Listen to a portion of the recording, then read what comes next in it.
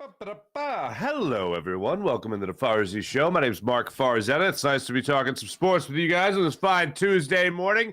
Seamus Clancy drops by the program. Now, I have mentioned Seamus a couple of different times. Seamus had this tweet here last week. We'll talk about it during the interview as well. Did the Eagles win? Yep, they covered. How was it? Worst football game of all time. I think that pretty much sums up not just the first week when this tweet was tweeted, but also the second week of the NFL season for the Philadelphia Eagles. And now we're in week 3, just like that. We'll talk about the Eagles. We'll talk about Avonte Maddox going down, what this means for everybody else. We'll talk about the Eagles adding another punter, cutting Aaron Siposs, and now they are on to Braden Mann. We will get into that conversation. We'll hear from Nick Sirianni when he talks about the passing game for this Philadelphia Eagles team. It was an interesting comment. It went on for 90 seconds, his answer about why the passing game is missing some beats compared to last year.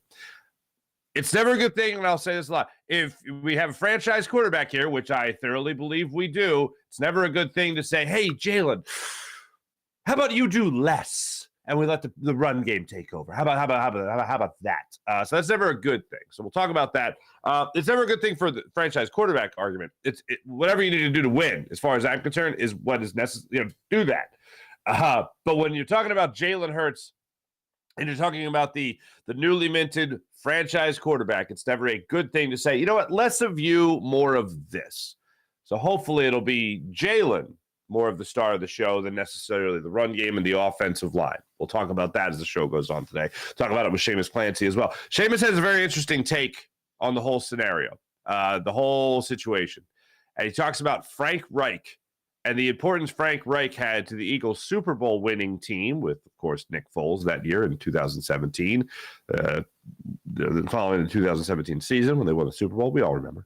And then he also talks about the importance of Shane Steichen to the team that made it to the Super Bowl last year. Very interesting take. We'll get into that with Seamus coming up. And also Donovan McNabb in the news. Donovan McNabb was featured in a story that they did on SI.com regarding Jalen Hurts, his health last year, and the word soft. Soft. Yeah, we'll get into that. But we're going to start it off with the Philadelphia Phillies. And oh my God, Kyle Schwarber. If you did not see the home run Kyle Schwarber hit last night, oh my goodness. It was one of those home runs that at contact, you just go, uh-oh, or wow, or oh my goodness. He made contact last night with I believe it was a sinker in last night's ball game that traveled 483 feet to center field in Atlanta. That ball was belted. Ryan Howard. If you need perspective on someone who is marveling at the distance of a home run, if Ryan Howard is marveling, then you know that ball was hit pretty far. Kyle Schwarber stepped up to the plate in the 6th inning of the last night's game. Phillies already had the lead well in hand. It was 5-1. He comes up with Brandon Marsh on base, and he gets a sinker out over the middle of the plate and destroys the baseball. The term deep into the night crossed my mind. That's how much of a bomb of a home run, of a Schwarber bomb to end all Schwarber bombs of a home run this was. If you haven't seen it, I'm sure it's on the timeline somewhere. If you're a Philadelphia sports fan, you can look this up and you can enjoy every second of it because it was incredible. Gave the Phillies the 7-1 lead and later the 7-1 win over the Atlanta Braves. Phillies were incredible overall last night. That was the highlight for me. The clutch hit for the Phillies, as far as I'm concerned, was Johan Rojas's first official home run. Now, I say official because the first one he hit off a position player, if you remember that. This one was the first one to hit off an actual pitcher, and it came in the 2nd inning of the ball game, and the Phillies were already down 1-0. Zach Wheeler would make the only real mistake he made throughout this game when he gave up a home run to Ozzie Albies in the 1st inning of the game to go down 1-0. So you're thinking, all right, the Braves are going to mash. Maybe Wheeler's not going to have another off day. This is going to be bad. And then Wheeler was fantastic throughout. Gave you 6 innings of work. It was the only run he allowed. So it was pretty fantastic to see that from Zach Wheeler. And then in the top of the second inning, the Phillies came jumping out with Johan Rojas making things happen. Nick Castellanos worked a walk, and then Johan Rojas stepped to the plate with 2 outs. Castellanos on, and he hit a home run to the opposite field, hit a home run to right field, went with a fastball to the opposite direction, and just put it over the wall enough, 360 feet, for a 2-run home run, gave the Phillies a 2-1 lead. Great to see Johan Rojas go with that pitch. And after the game, Rob Thompson said something interesting. He said, basically, Rojas's bats are growing on him. I just thought that was funny. It's like he's rooting for the guy. He wants him to come around. He obviously wants him in center field because he can get to anything. So he was really pulling for him in that scenario last night. And sure enough, he came up big. Then the Phillies were able to add on one more run in the third inning with Bryce Harper.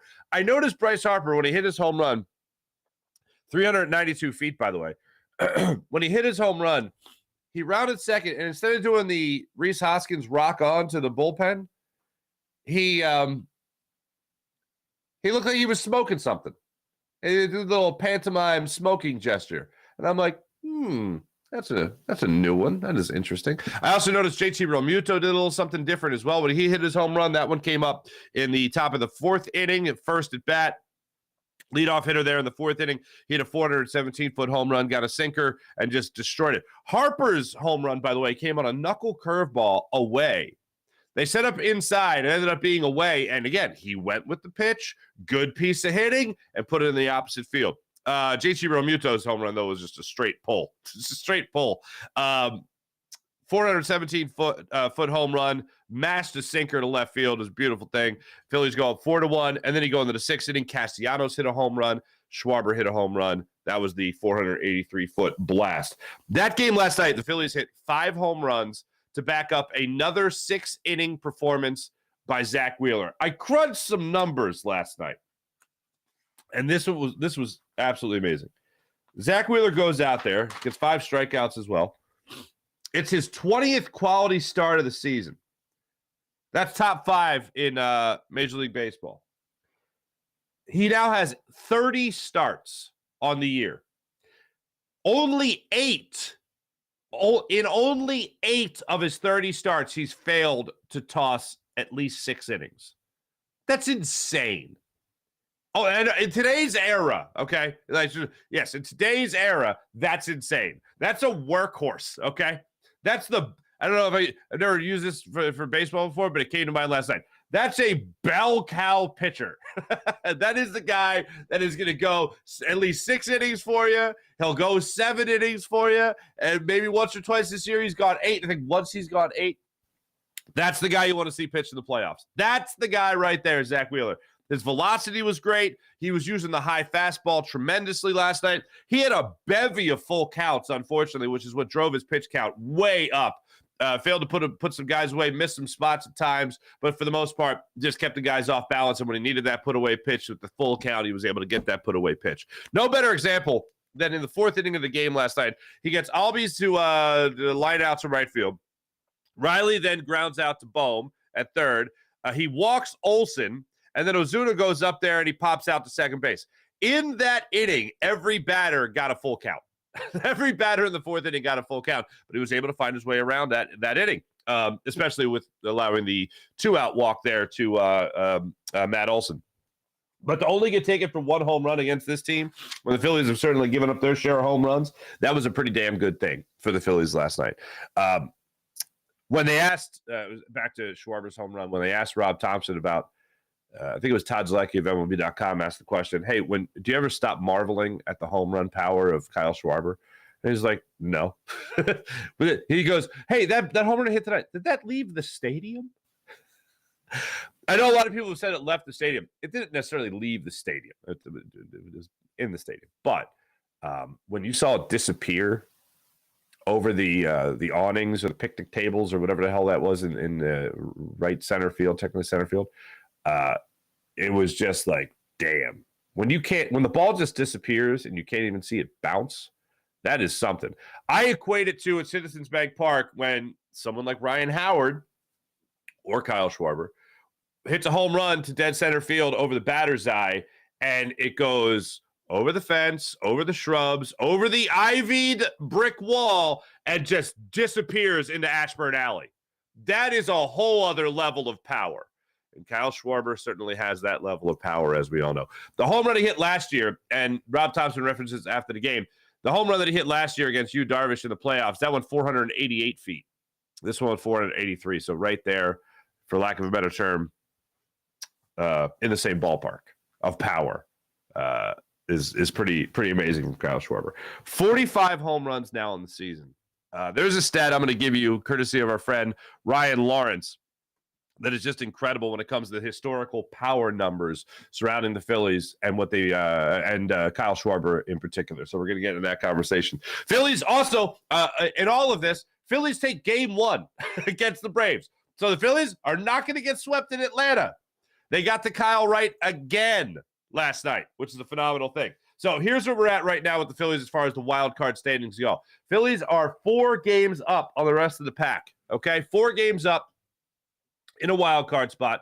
The Arizona Diamondbacks are 3.5 games behind the Phillies for the top spot. The Cubs and the Reds are both even for the 3rd wild card spot. The Cubs have 1 less win on the season and 1 less loss than the Cincinnati Reds. They are tied right now for the 3rd wild card spot. The Miami Marlins, who lost to the Mets last night, are a half game out. The San Francisco Giants are 2 games out of wild card contention right now in the National League. That's where we sit. Phillies 3.5 games in to the top wild card spot in the National League. You absolutely love to see that. Before we really dissect everything, when it comes to this modern day Eagles team, I want to kick it back to last year. This is from a story on SI.com. By the way, Phillies are back at 7:20 tonight. This is a story on SI.com that they did on the Eagles and how many black quarterbacks the Eagles have had. This is a quote from Donovan McNabb that reveals 2 things. Donovan McNabb says Jalen Hurts, quote, probably only around 65 to 70% following his shoulder injury last season. Quote, he's wired differently. This is according to McNabb. I asked him, like, Jalen, are you healthy? He's like, bro. I'm like, so you're playing? He's like, what do you think? He's like, sometimes you got to just do the job yourself. I told him, good, this is Donovan, because if you wasn't thinking that way, I was going to call you soft. Couple of things here, okay? Couple of things. One, I know a lot of people are going to jump right to the soft thing right there, okay? I certainly did initially because look, last season's already played out. We know that Jalen Hurts was not 100%. The fact that he was 65 to 70%, I thought it was a little closer to maybe like 85, 90%. So, yeah. But being someone who obviously lived through the McNabb era, as a lot of you did, McNabb calling anyone else soft definitely jumps out and goes, really, Donovan? Really? Now, Donovan's a guy that played a game on a broken ankle, and that's the Donovan I try to remember more than anything. All right, more than anything. And he won a lot of playoff games, and still don't know what the hell happened in the last 5 minutes of the Super Bowl, and then the whole TO fiasco. I know it's going to jump out to a lot of people. It certainly did to me. The idea of Donovan calling Jalen soft, and I know it's tongue in cheek. It's sarcastic. I know, but I know that word is just going to jump out to a lot of people. But the bigger thing that jumps out here is 65 to 70%. So Jalen Hurts comes back from the shoulder injury that he suffered against the Bears, helps get his team in not only just to the playoffs, but helps secure the top the top spot. So much baseball. The top playoff seed, top seed in the NFC, wins the NFC title, and goes into a Super Bowl and registers the best quarterback rating ever in the Super Bowl by Pro Football Focus. He did all that at 65 to 70%. Hot damn, son. Hot damn. That's pretty incredible. That's the thing that should jump out to me. That's the thing that should jump out to everybody. I can't believe it. That's as low a percentage as I would have. I mean, 50, he's not going, 65, 70%. Like, you shouldn't be out there. But I guess the alternative was Gardner Minshew at the time. But he battled through it. And if you remember last year, every time they asked about it, how's the shoulder feel? Shoulder feel good? Good enough. Feel healthy? Healthy enough. And I think it was Joel Embiid that then stole that line later in the season, or later in the Sixers season. How you feeling? Good enough. James Harden, good enough. Same thing. Remember that? That was fun. Anyway, so I thought it was interesting. 65 to 70%. Looked pretty damn good with that. That's my quarterback. The story also highlights Randall Cunningham, Donovan McNabb, obviously Jalen Hurts. So it's definitely worth a read there on SI.com outside of the health status of Jalen Hurts last year and the word soft from Donovan McNabb. Pretty damn good story. It's worth checking out. Now let's talk about this modern-day Eagles team. Yesterday, Nick Sirianni addressed the media. Now, if you don't know, the Eagles have had some struggles there in the passing game. They had some struggles there in week 2, Thursday night, against the Minnesota Vikings, where they had one drive in the second quarter after they weren't able to get much going in the passing game. They downshifted into the run game, and 13 of 16 plays on that drive were running plays. And they marched right down the field, and they punched that ball in on a tush push for a touchdown. And that's how they were able to get momentum back on their side in that game and establish dominance, essentially.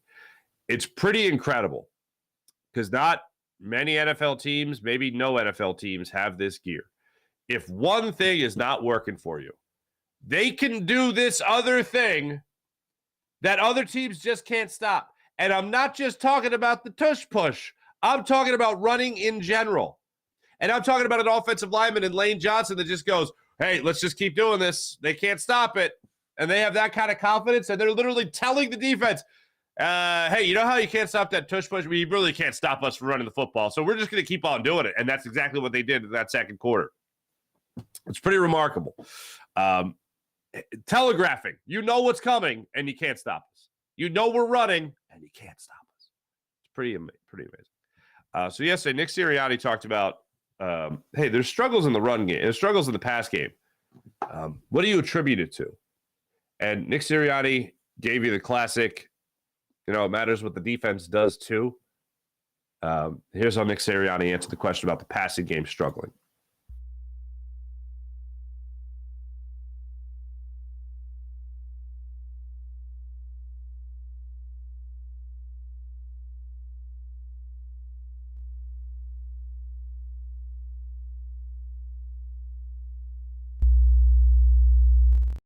No sound there?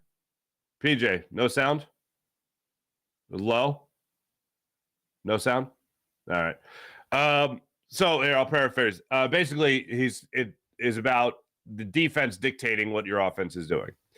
And they're going to take what the defense gives them. If that's the situation they're in like they were in week 2 against the Vikings, they're going to shift into what your offense can do the best. Into what you feel you can take advantage best of what the defense is giving you. We all know why you run the football. We all know. And watching that game, you have the big pass play to Devontae Smith down the field in the first quarter in the first possession, and then that stalls. You got to settle for a field goal. After that, there was no rhythm. You saw a horrendous interception from Jalen Hurts, and you're sitting there thinking, where's the guy from last year? I know it's early. I know maybe we're supposed to look at these as 2 preseason games, I guess. But that was a horrible decision. And then after that, the Eagles just decided to trust the run game, which is fine. And as long as they win the game, that's great. But I am still reserving my overall panic button judgment of this Eagles team for after they face the Tampa Bay Buccaneers. Because if they have this long layoff between games, after 2 games real tight in 5 days to start off the season, and then they have this nice layoff here, and they don't play till Monday night, I'm going to reserve my angst, my agita, and my overall frustration with this team. At 2-0, by the way, I'm gonna reserve it for after that. I'm going to wait to say, all right, 3 games into the season now. The passing game hasn't looked great. It's been scary. And they're going to need that because there's going to be games where you're not going to be able to run the ball. There's going to be games where that goes away. Can they shift to the passing game as they shifted to the run game and have it be so effective? Because that's the overall question, and that's the overall point to this. You would like to, with a franchise quarterback, be able to shift to the passing game to dominate. If you can't do that, then I think you're going to be in a world of hurt because there's going to be games where you're trailing late and you're not going to be able to run the football in order to make up for that time. You got to need to air it out. You're going to need quick home run style offense. This team has home run capabilities. This team has 3-run home run capabilities. This team has grand slam capabilities. Where you blink and all of a sudden, oh, look, they put up 17 points. That was quick. Something along those lines. Especially if your defense is going to force turnovers the way they've been forcing turnovers in the first 2 games. Yeah, I'd like to keep that going. Certainly like to keep the run game as dominant as we have seen it. And throughout this entire season, I would like to see a steady, from this point on, a steady passing attack from Jalen Hurts and A.J. Brown and Devontae Smith and Dallas Goedert. And out of the backfield, DeAndre Swift and Kenny Gainwell when he's healthy. So that's what I would like to see. And I'm going to reserve my overall overreaction for whether or not this is going to be failure or success, a failure or a successful season for after this Buccaneers game. So I got a lot riding on this game in terms of my emotional and mental state surrounding the Philadelphia Eagles going forward this year. Let's bring in our guest today. Oh, you know what? Before I do that, because we do talk about it in the interview, I had the opportunity to watch Kelsey yesterday on Prime. If you haven't seen it, 10 out of 10. I feel like when something's ours, or when someone is ours, the way that Jason Kelsey is ours here in Philadelphia, right? You kind of have this. I had a little hesitation going into watching it because somebody else was doing this movie. I know Connor Barwin was I think, executive producer on it. So it was great. It really was. But you have this kind of thought like, okay, are they going to really portray the guy that we know or the guy we think we know? It was perfect. It was absolutely perfect. I mean, other than the ending, spoiler, the Eagles don't win the Super Bowl. It was perfectly done from every angle. They covered the man, they covered the dad, they covered the husband, they covered the future Hall of Fame center. Everything. It was perfectly done. I'm not best friends with Jason Kelsey. I'm not even saying that, but I have certainly followed his career from start to finish a little bit closer than some, because when he was drafted by the Eagles, I remember catching a couple interviews with him and just thinking, this guy's a character. So I would reach out before he was like, anything, right? When he was just a 6th-round pick, right? I remember reaching out to he had a publicist that I would reach out to, and she would say, oh yeah, he can come on. And I'd get him on at night at like 10 o'clock at night when I was at WIP. I'd get him on at like 10 or 2 a.m., when I was doing that shift every once in a while. And he would come on, and he was great. And I remember this one time, it was the replacement referee year. And I remember they did a thing called replacement Google. Some kid designed a website that would be a terrible Google. Like you would Google Jason Kelsey and a DVD of Cool Runnings would come up. It would be just something that's the wrong thing would come up basically. So I ended up doing that. I had him on. I was like, Jason, I'm going to replacement Google Jason Kelsey. And he goes, yeah, go for it. Tell me what comes up. And a DVD of Cool Runnings ended up coming up. And he was like, that is bleeping awesome. And he dropped an F-bomb. It's the first time he dropped an F-bomb on Philadelphia public airways. All right. I take great pride in that factoid. But anyway, he was just a fun guy. And I thought the city, if his career takes off, oh my God, if this guy's anything, the city's going to love him. And he ended up putting together a Hall of Fame career. And he's still adding to it, So I've been able to follow his career from start to finish pretty closely. And to see the guy, and I was you guys saw the Farzy in the Field I did from his clothing lunch party, right, for underdogs at Bach Bar in Philadelphia. Got a chance to talk to him there a little bit, talk to his wife, Kylie, who's just awesome. And watching this documentary, I can tell you that it just perfectly captured him. perfectly. It captured the city extremely well. It was great. And I'm not afraid. There was definitely times where I was getting teary-eyed watching it. It wasn't so much the football aspect as it was the father aspect of it, the brother aspect of it, the mom and dad aspect with his parents. It was absolutely phenomenal. So if you have a chance to watch it, and here's the thing, I don't know if you guys are. Let me speak to the fellas here. If your wife is not into sports and she just likes a good story and she wants to see that husband-wife aspect, you know what I mean? You could both sit down and watch it together. It's about a little over a little over an hour and a half, hour and 40 minutes. It's so unbelievably fantastic. They did a great job with it. Connor Barwin's in it. Brent Selleck's in it. Harold Carmichael makes an appearance. Mike Quick makes an appearance. Jason Avant makes an appearance. So Todd Harriman's friend of the show makes an appearance. It's great. It's definitely worth it. All right. Without further ado, let's talk to our guest today. Seamus Clancy joins us on the Rothman Orthopedics guest line. Talk all things Eagles.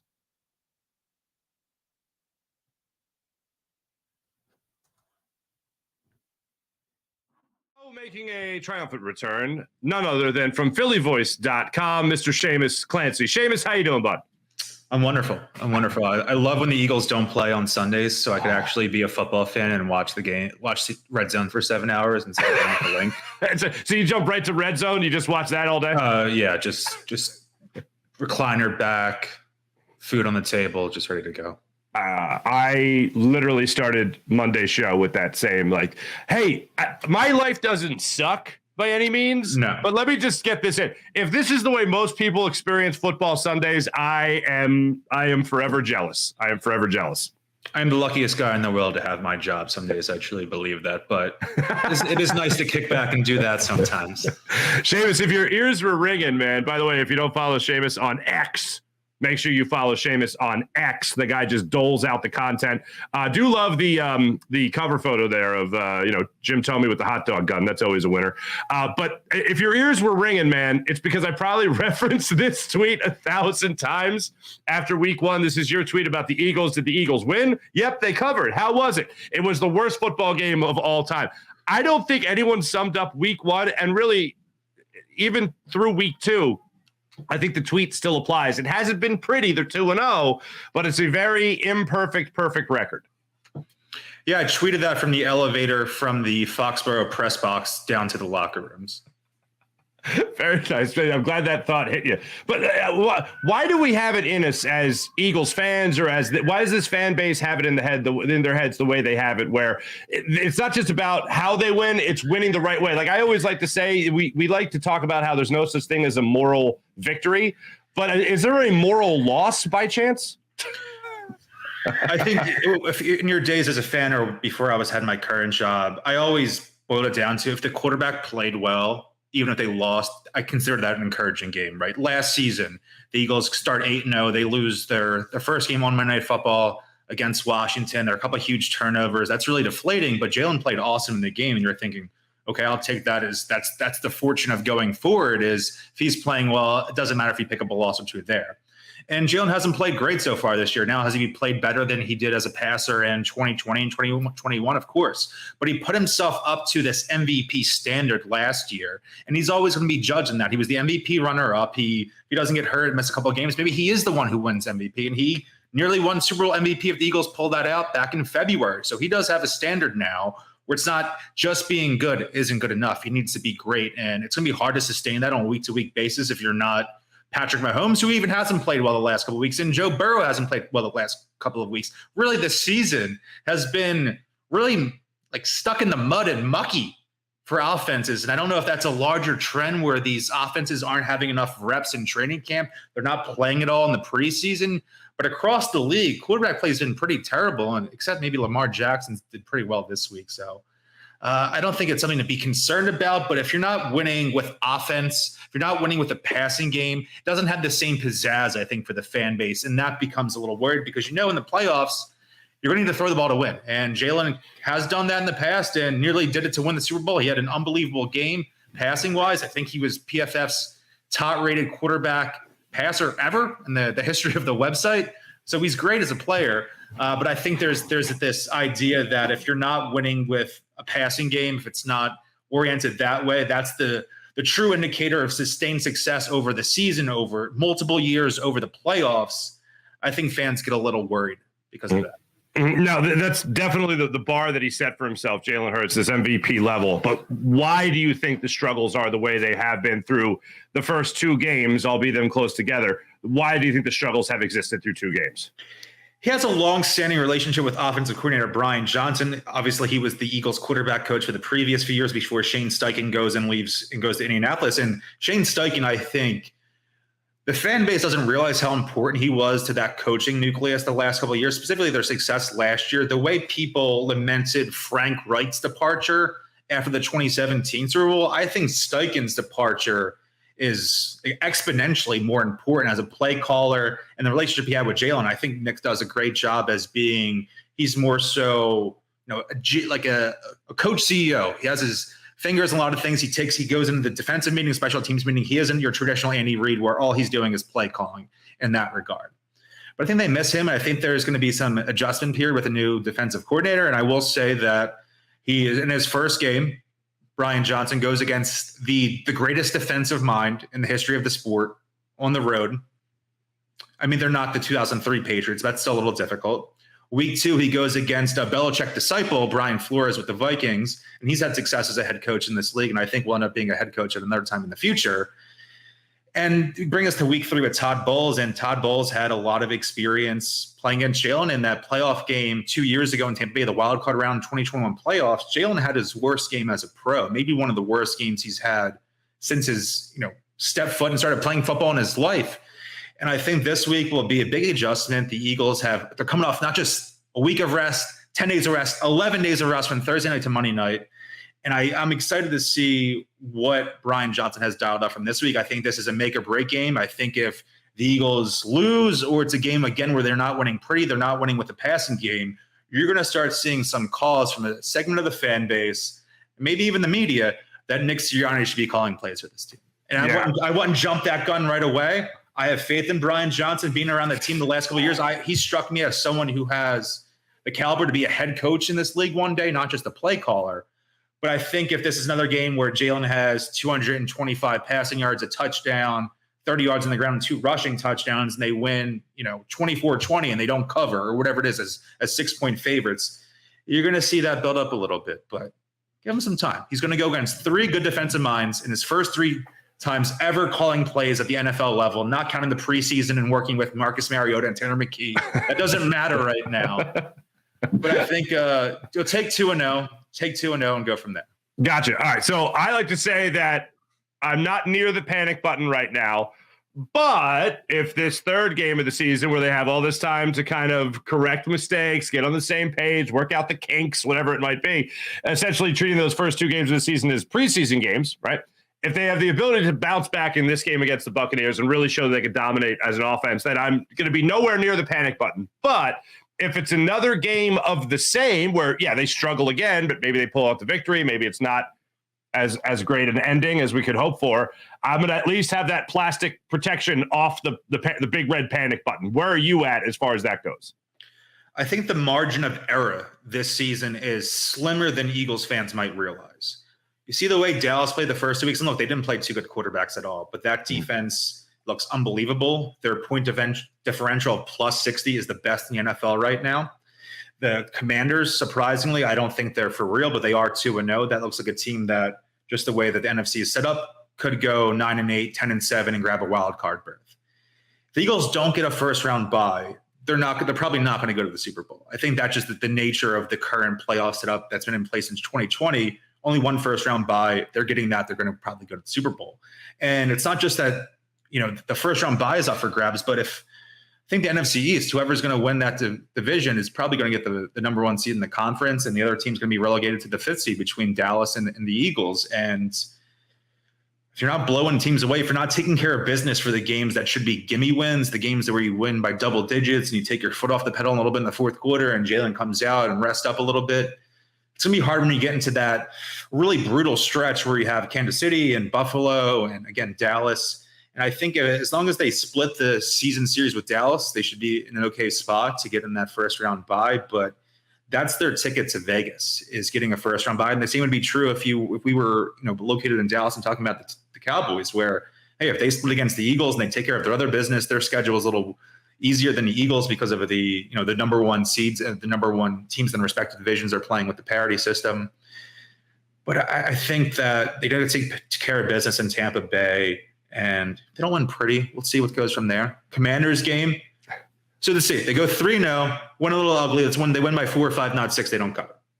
Come home, short week, going against Commanders team that could be 2-0, could be 3-0, probably 2-1. They're playing Buffalo. They're at home. I like home underdogs a lot of the time, but we'll see what happens there. I don't really have that faith in Sam Howell yet, but I think Eric Bieniemy is doing a great job.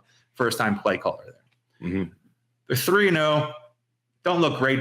A paper tiger 3-0, and they come home and they face the Commanders, and they lose that game, lose a divisional game. I think you'll see some greater worry there. And if they're not taking care of those opponents, they need to go 5-1 in the division. They really do. I think 5-1 in the division. You split those Bills and Chiefs games. You take care of the 49ers. I think you're sitting pretty for that first round bye. But otherwise, you're a little nervous, right? It would be certainly at that point. Now I know a lot of people took this and ran with it, but the Jalen Hurts versus AJ Brown conflict, whatever that was on the sideline there, what did you make of that situation between the quarterback and wide receiver?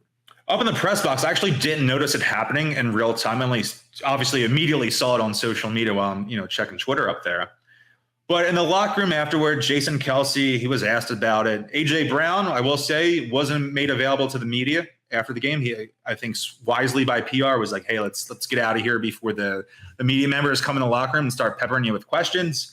And Jalen brushed it off in his press conference after. But Jason Kelce, I think he said something poignant where he said it's good that guys are communicating. When you have real issues arise is when guys aren't doing that, is what he said. When that frustration is bubbling under the surface and it's coming out at the worst times. It's not coming out in this communicative aspect. And look, did Nick Sirianni want that to happen on national television? No, but he goes in there and tries to break that up a little bit, be the parent in the room and try to settle things between the guys. And look, AJ Brown wants the ball and he wants to win. And if he's getting the ball and they're winning, and look, they dialed up a couple plays from immediately after that. They can obviously do that. And maybe if there wasn't a couple shaky penalties, he has a touchdown, and we're not even talking about this anymore. They have a friendly hug on the sideline after. You just blame everything on the refs. That's the nature of the Philadelphian, right? But I think it's with the way Jalen's played. He's played good, not great. It's going to be hard to have two superstar receiver stats. They're both superstar receivers, Devontae and AJ, but with the current setup, it hasn't been there for both of those guys to have gigantic numbers. Obviously, Devontae has played unbelievable. He had a couple great catches. He had a 54-yard catch, I think a 62-yard touchdown. But AJ should just kind of, I think, chill. If they're winning, he's going to get his. I know he wants to be a superstar. Every receiver wants that be that way, and I love those guys to have that drive, because if you don't think you're the best guy out there, that goes for basically everyone. For the number one guy on the roster down to guy number 53, you're going to get your ass handed to you at some point in time if you're not confident in yourself. But I would say let's chill out. They're 2-0. You had, I think, 79 yards in week one receiving, the leading receiver then in a game that was muddied up in terrible weather conditions. If I know Nick Sirianni, I am expecting Monday Night Football, first play, a little RPO, chuck the ball down, 80 yards downfield to AJ Brown. That just seems like a very him thing. You might see him wearing an AJ Brown T-shirt at practice. That feels very on brand for him. Right? Yeah, absolutely. Perhaps, yeah. A janky Kelly Green shirt that just says "Feed AJ" that he bought for $5 in the corner of Broad and Pattinson. Yeah, that might be what we see at practice this week. Yeah, that and the 3 soft pretzels connected in a brown paper bag right there. Yeah. That's great. Seamus, you mentioned Jason Kelce. Have you gotten? I don't know the answer to this. I haven't prepped you for this. So, have you watched the Kelce documentary yet? Yeah, I watched it Wednesday night. I think the night before the Thursday night game. I knew you would. I knew you'd seen it. I just had a feeling. But it was phenomenal. It was just like, as a fan of film in general, and then someone who obviously really likes the Eagles as well. It was phenomenal. I'm sure you've gotten to talk to Jason Kelce a number of times. I'm sure you've had a couple of conversations with him at very least. I thought it captured exactly who he was as a player and as a man. I think it showed. I think the MVP, the star of the show, was his wife. Oh, I agree. I said the same thing to my wife. I said to her, I said, you're going to watch this doc. You're going to love this documentary. You got to watch it because his wife is phenomenal. Absolutely. Yeah, everyone loves Jason's new podcast he launched last year with his brother Travis. Where's the Kylie Kelsey podcast? That's going to start doing numbers.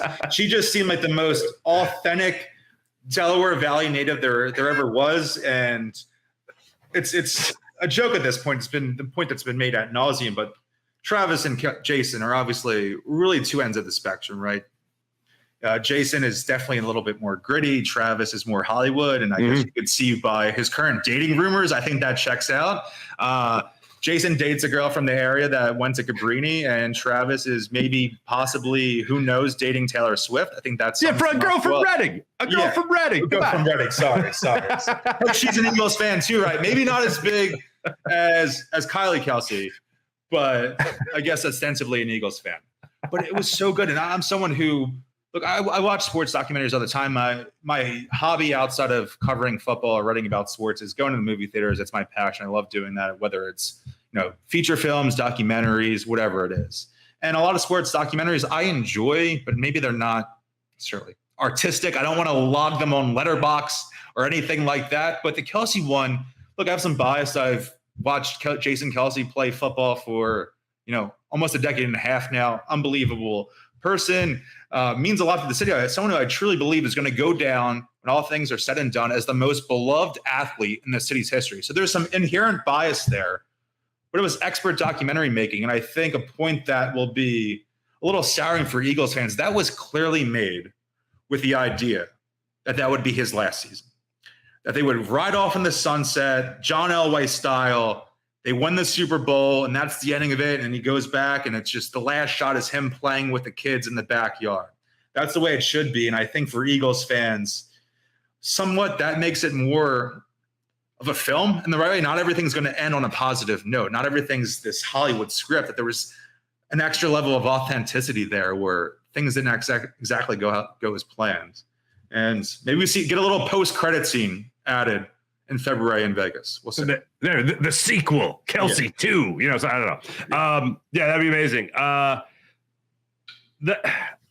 There's been some things that have jumped out to me so far about this Eagles team.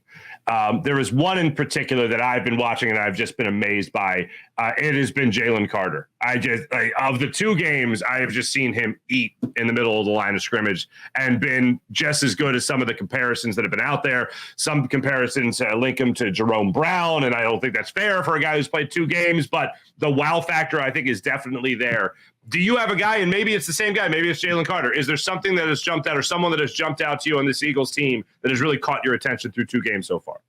It's actually his former college teammate, Jordan Davis. And I did a little profile of Jordan on Friday morning after Thursday night's game. I spoke to him, and he emphasized that he wanted to be more than a run stuffer, more than a gap stuffer. He wants to be a pass rusher, and he got his first career sack in week one, had a half a sack in week two, also had a couple crushing hits on Kirk Cousins.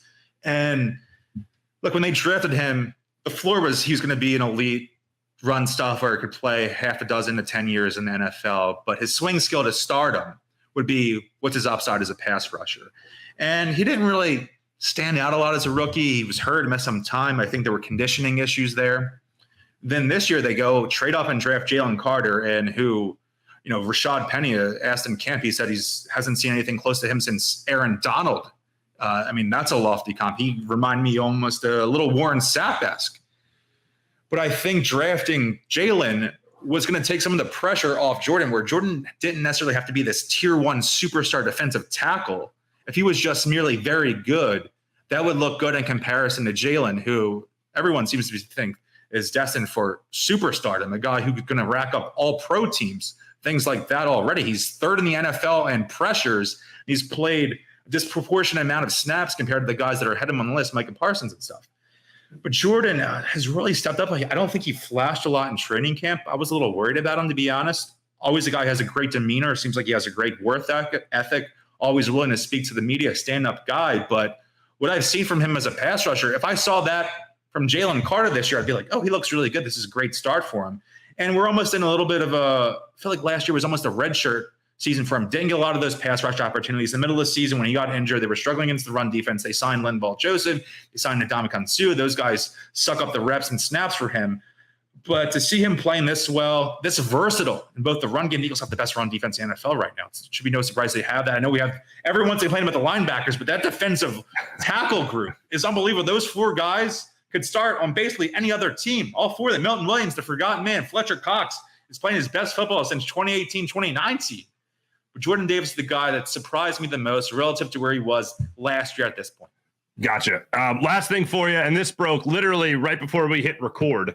SI did a story about the Eagles having so many black quarterbacks, and black quarterbacks that have certainly made a phenomenal mark on the Eagles franchise and the NFL as well. Donovan McNabb's one of them, Jalen Hurts, Randall Cunningham, of course. But there is this quote highlighted by EaglesNation.com from the story on Sports Illustrated, SI.com. Donovan McNabb says Jalen Hurts was, quote, probably around 65 to 70% following his shoulder injury last season. He's, quote, wired differently. I asked him, like, Jalen, are you healthy? He's like, bro. I'm like, so you playing? He's like, what do you think? He's like, sometimes you got to do the job yourself. You just got to do the job yourself. I told him, good, because if you wasn't thinking that way, I was going to call you soft. From Donovan McNabb, that could rub some people the wrong way. He's a very, I always have to explain to people who are not from Philadelphia why there's kind of this love-hate relationship between Donovan McNabb and the city of Philadelphia.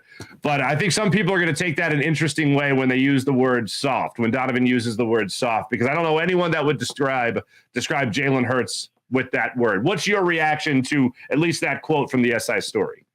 I think the differences in their lone Super Bowl appearance probably speak for themselves in the difference between those guys. And look, before I had this job, I was obviously a crazy Eagles fan. Grew up loving McNabb, having the jersey, and look, that Super Bowl thing will always be a little bit murky on throwing up in the huddle, that infamous story, whatever goes on behind the scenes, the blow with T.O. and everything like that. So divisive figure for sure. And I think in retrospect, maybe the love is a little bit higher there than it was when he left or after the Super Bowl loss. But Jalen, I don't think anyone can call into question his grit, his intensity, his work ethic, his leadership, his intangibles are off the chart. And if those throws he was making in the Super Bowl down the field to A.J. Brown were at 65, 70%, Eagles might have put up 55 points if he was at 100%. Wow, absolutely. Seamus, you do such a great job. Everyone's got to follow you on X and all social media platforms as well. And read all your stuff on Philly Voice, phillyvoice.com. It is fantastic. Seamus, thanks so much for being on the show, man. Appreciate you. Mark, my man, have me back anytime. Love doing it. You're the man. Seamus Clancy joining us right there on the Ruffin Orthopedics guest line. My thanks to Seamus Clancy joining us right there. Always great catching up with him. Great dude, great writer. Check his stuff out at phillyvoice.com. He does a incredible job with all of it. Coming up, we got our social media check-in, our chat check, of course. We also have our Sky Drive brought to you by Sky Motor Cars and all the wonderful things that they do. Let's get into the chat check. I'm going to start it over on the Farzy Show YouTube channel. What's going on, everybody over here? Nice to see you. What's going on? April, good morning. Sean Kilrain, good morning. April, that home run was insane. It was insane. Wow. Dynasty 215. Farzy, that was a moonshot. Made stairs look like a pop-up. That is, Scott Fransky just does such a phenomenal job of, this is going to sound negative because of the negative connotation it has, but like, he can speak in headlines. And I don't mean that at all in like generalizations or anything like that. Like, he has the ability to sum up a lot in a few words. That is an incredible thing for any broadcaster. And that is an incredible thing, especially for a play-by-play guy. Bedlam at the bank. Perfect. They stream out of the dugout. Perfect. And obviously, when you talk about things like deep into the night, that was a Joe Buck line. It just encapsulates it perfectly. Absolutely perfect. So when I hear stream out of the dugout or little phrases like that, play-by-play guys will use, like deep into the night, that just sums it up. Like that ball just ain't coming back. That ball has disappeared. I remember in the 0-2 series, Barry Bonds hit a home run off who was it for the Angels? I don't remember. But they're in Anaheim, and he just blasts one to deep center field. And I remember thinking that ball just disappeared. Like that ball never came down. And I remember they cut to the dugout, the Angels dugout, and I think it was Troy Gloss. You could see him saying, that's the ball, that, like clear as day, read his lips. That's the farthest ball I've ever seen hit. Like that's what and he was just like, I don't know what you do with that, but that's the farthest ball I've ever seen hit. Sean Kilrain, holy cannoli, that was a blast from Schwarber. It absolutely was. At the plate, Rojas reminds me of Ben Francisco. Wow. That is a pull, Dynasty 215. T-Bro, what's going on, T-Bro? Ryan Howard has to sit next to the dugout every game for the rest of the series now. Go for it, man. Dynasty, that's my ace. Only issue is being such a power pitcher. He needs 5 days of rest every time in October, and that's not going to happen. Dynasty, you're not off. You're not far off when it comes to Zach Wheeler. Definitely a God, he was popping the mid at 96, 97 consistently last night. He was using that high fastball perfectly throughout the game. Let's see here. The Albies home run. Ozuna, he got the chase in the second inning on a high fastball. Murphy with a high fastball, 97 miles per hour in that second inning. Really throughout the game, he just peppered that in perfectly.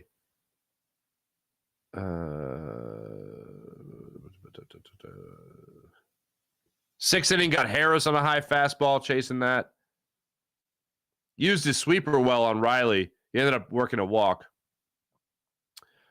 in the sixth inning there, his last inning. And then Ozuna, he also used the sweeper. Oh, that was a thing of beauty to get out of that jam. Bases loaded, 2 outs, sixth inning. Things could have went off the rails for Zach Wheeler. Still was a 7-1 ball game in that sixth inning.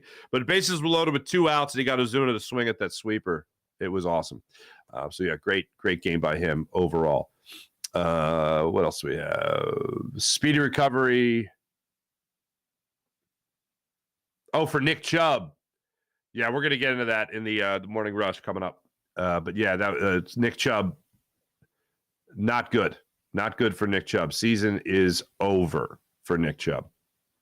So we'll get into that, obviously, coming up in a second. It was a wild Monday night game. And when I say wild, I mean boring. It was pretty damn boring. Unless you like to watch Deshaun Watson just suck at football, which I take a little bit of pride. Not pride, but I take joy out of it. I take joy out of it just because I believe the guy's an absolute creep.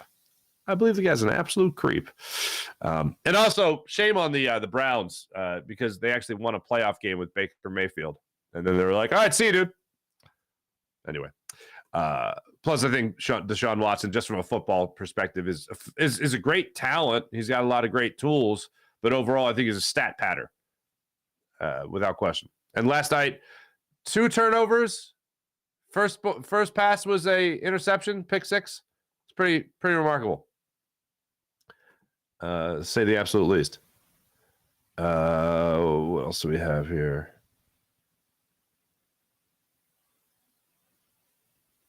Oh, wait. Hold on. I'll get to that, April. Chubb. Brother Watts, absolutely. My buddy sent me a video on, oh, good Lord. Oh, April, no sound. That must have been the Sirianni video about the passing game. Yeah, sorry about that. Sean Gillespie, morning, everyone. Good morning, Sean, Jason, A-Team, Eagles. Morning, guys. My B-Day weekend is over. It's like it's time for work again. Jason A., happy birthday weekend. I like people that don't have birthdays. They have birth weekends. They have birthday weekends. Terrell Owens is the first person I remember talking about that. This is T.O.'s birthday week. You have a birthday week? I don't even celebrate my birthday. My wife makes me go out to dinner. That's a true story. Anyway. April, that may work. Tony Romo effect. I am a Taylor Swift fan now. Tony Romo effect. Oh, who was it? Was it Carrie Underwood? It was Carrie Underwood. Jessica Simpson, a little sprinkling of Jessica Simpson as well. Data pop star. Elaine Cronin. What's up, Elaine? Welcome in. Good morning. That was a great interview, Farzy. Thank you, Sean Kilrain. Seamus is great. I really enjoy talking to Seamus. Elaine, that lineup last night was my favorite. My favorite, too. Definitely my favorite. I was saying this on the postgame last night. The only thing that I think is at risk is Alec Boehm being moved down in the lineup. And Nick Castellanos being moved back up in the lineup. Now, Castellanos has a little bit more pop than Alec Boehm, unfortunately. So that might be a reason to put him back in that cleanup spot. But bottom line is, if you're a cleanup hitter, you got to clean up. And Alec Boehm hits better than anybody on this team with runners in scoring position. So I don't know who I'd rather have. I think I'd rather have the guy. Forget about pop. I just want a guy that could drive in runs. And Alec Boehm could certainly do that. And you know what's funny? I think this is crazy. As someone who never played professional baseball, I know, spoiler, sorry. As someone who never played professional baseball, I find it really odd, and I hear this a lot. I heard it from Mike Schmidt once. I've heard it from John, it's John Kruk. It's when the Phillies have, or any team has like a bases loaded situation. And instead of getting a grand slam, they rather see a double because they want to keep runners in scoring position and keep the pressure on the pitcher. And I'm like, I think Crossing Broad back in the day when Kyle Scott was running the show there, I think he wrote an article about, wow, Mike Schmidt actually said this. And it was like, yeah, I hate those rally-killing grand slams. You know what I mean? But from a baseball player's perspective, they want to keep the pressure on the pitcher. So in their mind, they're going to get the runs anyway, and potentially even more runs, as opposed to just clearing the bases and let the pitcher start over. To me, that sounds bonkers. I'll take a grand slam when I can get a grand slam. But in their mind, they're like, if you don't get a grand slam, it's not the worst thing in the world. So you almost prefer to get a double in that type of situation where you could get 3 runs and still have a runner in scoring position. Man, I was just bonkers today, man. April, Mark, check your messages. I sent you a video. There's a theory that Taylor Swift is dating Travis just to distract him so the Eagles could win. Oh, I love that.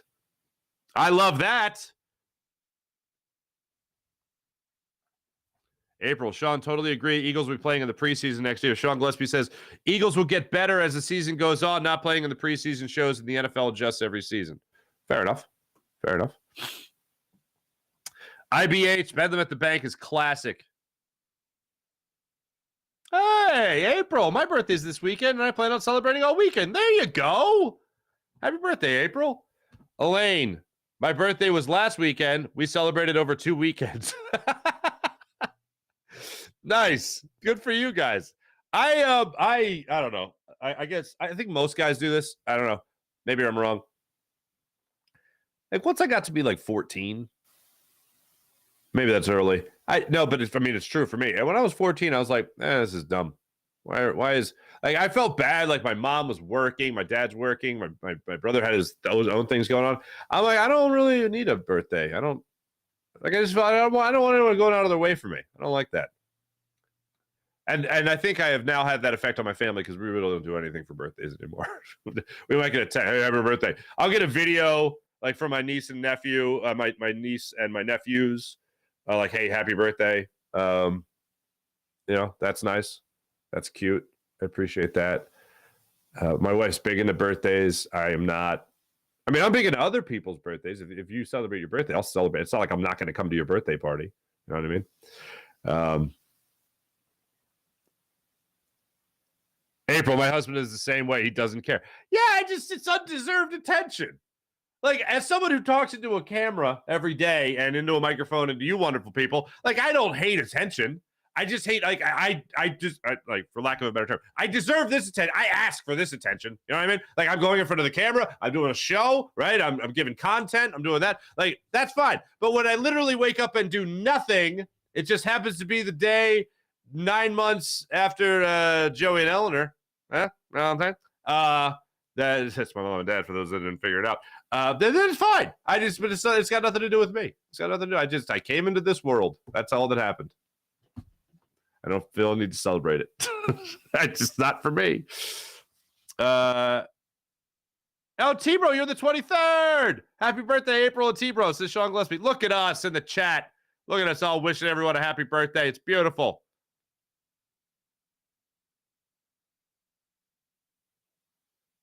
Kyle Velasquez. This is on the Jacob Media channel. Kyle Velasquez. Like saying I'll definitely give you $4 or I can give you $2. Maybe can get a few extra dollars, but maybe not. Thank you. Happy birthday for whenever your birthday is. All right, let's get into our fine sponsor here on the Farzy Show, and that is MyBookie. Check out MyBookie. Aaron Rodgers, unfortunately now Nick Chubb, seasons, they're over. Your season is just beginning when it comes to the great people at MyBookie. NFL, college ball, brand new cash out system gives you options to bet and win all season long. First two legs of the parlay hit, they cash out early and place another bet. It's just that easy. Or you can let it ride for a chance at a bigger payday. Join us at MyBookie for an entire season filled with daily odds boosts, same game parlays, and huge prize pool paydays. Join us at MyBookie for the entire season. Have yourself a great time. Huge prize pool contests as well. Right now, MyBookie has no strings attached cash bonus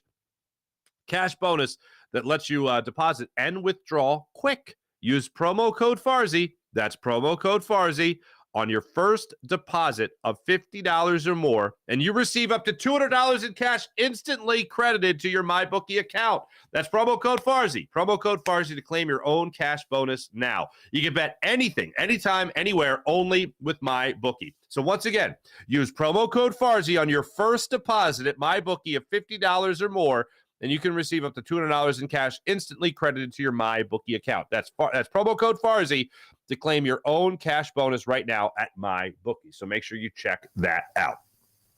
Let's get into the Morning Rush brought to you by Sky Motorcars, skymotorcars.com. I was talking about the Eagles passing game. I just wanted to get this number to you right now. They are ranked 29th in the NFL, 29th right now in passing. That is pretty terrible. As for games played yesterday, it was not a great schedule of games for Monday Night Football. Not a great schedule of games, even a little bit. The New Orleans Saints were able to hold on and beat the Carolina Panthers in Carolina last night, 20-17. Derek Carr threw for 228 yards in that one. The game that everyone's talking about, though, is the game between the Pittsburgh Steelers and the Cleveland Browns. And that game was played in Pittsburgh. Pittsburgh came up with 2 defensive touchdowns in that one. Pittsburgh, how about this? They win 26-22 in this game last night. Deshaun Watson, terrible, absolutely horrendous.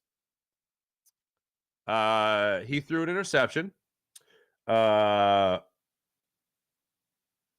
sacked 6 times in that game. It was really an ugly game, but if you like defense, then it was fun, I guess. But how about this? Let me see if I can pull this up real quick. Where am I? What the hell is happening here? Is this it? I think this is it. Yeah. All right. Alex Highsmith had a 30-yard touchdown, interception return for a touchdown to put Pittsburgh on the board 7-0. Then later in the game, let me get the right time here. Pittsburgh had another explosive play. George Pickens had the 71-yard touchdown reception from Kenny Pickett. That was pretty awesome. And then T.J. Watt had a touchdown, had a fumble return for a touchdown. Made it a 20. It ended up being the game-winning touchdown there in the fourth quarter with just under 7 minutes remaining in the game. In the last play of the game, I'm going to try to remember who the players were involved in the play. But it was another situation. Here it is, I think. Is this going to have it? That's kneeling down. Yeah, here it is. 4th and 9, a minute left in the game. Deshaun Watson throws an incomplete pass to Peoples-Jones, okay? It was Joey Porter Jr. in coverage for the Steelers. Another, similar to the Broncos-Commanders game, blatant pass interference. And I am not rooting for the Browns even a little bit. I married into a Cleveland Browns fan family. They're all from Cleveland. But I am nowhere, shape, or form a Browns fan at all. So I don't really give a damn. But I just like good football, and I like good calls. Yeah, you could say swallow the whistle. Two things there. You could say swallow the whistle in this particular play. Or you could say the ball was uncatchable. Or you could say the referee was terrible either way and didn't make the call. Either way, I thought it was pass interference. Both hands were on the receiver. It wasn't hand fighting. I think it held the receiver from being able to try to make a play on the football. Maybe they say the ball was uncatchable. I don't know. From the angle I saw, it looked like they could have at least gotten a hand on the football, which means you could have at least caught it, somehow corralled it. But another controversial ending to that game. And Kevin Stefanski had his hands up in the air saying, like, there's no call there. That's ridiculous. Anyway, Eagles will get back at it. They're on the practice field today. So look forward to seeing what happens with the Eagles there. As for taking over for Avonte Maddox, Eagles have a couple of options there. Obviously, Josh Jobe filled in last week. You have Keely Ringo. You have some other guys that could potentially step in there. James Bradbury had played the slot a little bit in preseason, not in the preseason, but in training camp.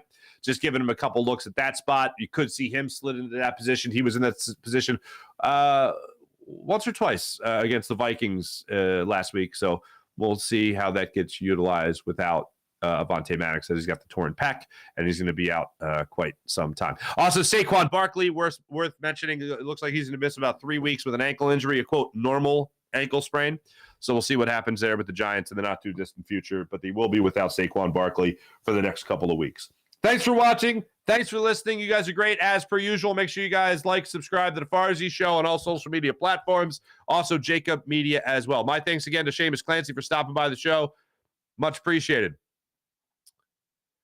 Elaine's over here on the Jacob Media YouTube channel. Here we go.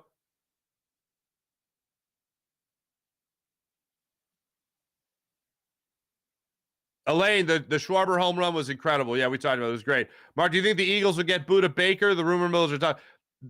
I don't rule anything out with Howie Roseman. I don't rule anything out.